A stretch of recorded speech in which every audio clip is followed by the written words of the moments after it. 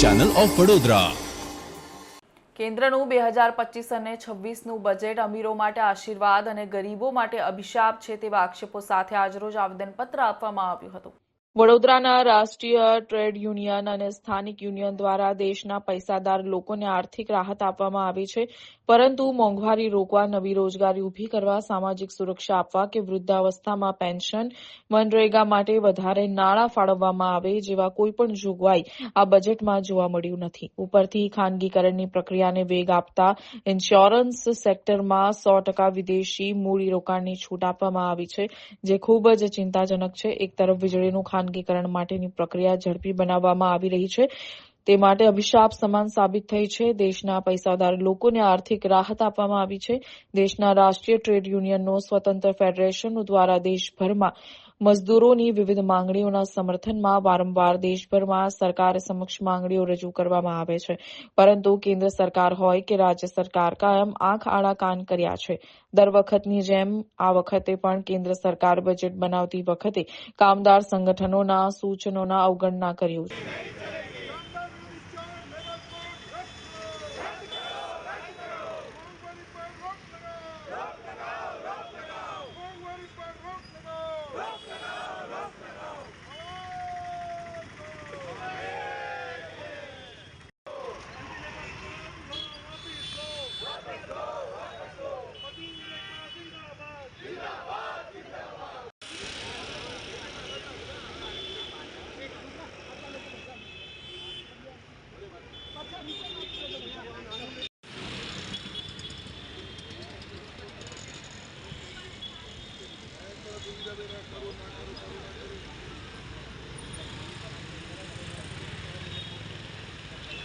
આજે સંયુક્ત કામદાર સમિતિ તરફથી અને સંયુક્ત ટ્રેડિંગ સમિતિ તરફથી જે બજેટ આવ્યું છે એ બજેટનો વિરોધ કરવા માટે અને આ બજેટમાં કામદારોને કંઈ મળ્યું નથી એના સંદર્ભમાં આજે આ કાર્યક્રમ અમે રાખ્યો છે।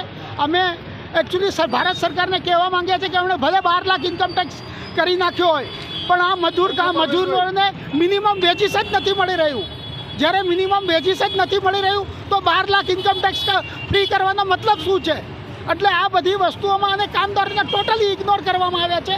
એનો વિરોધ કરવા માટે આજે અમે અહીંયા એક આંદોલનનું સ્વરૂપ આપ્યું છે અને આ અમારી માંગોને લઈને અમે પ્રધાનમંત્રીશ્રીને એક મેમોરન્ડમ કલેક્ટર થ્રુ આપવાના છીએ।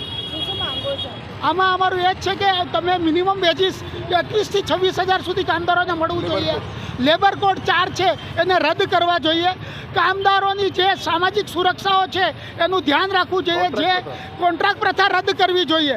આજે કોન્ટ્રાક્ટ પ્રથાના નામે કામદારોનું જે શોષણ થઈ રહ્યું છે એ શોષણને બંધ કરવું જોઈએ।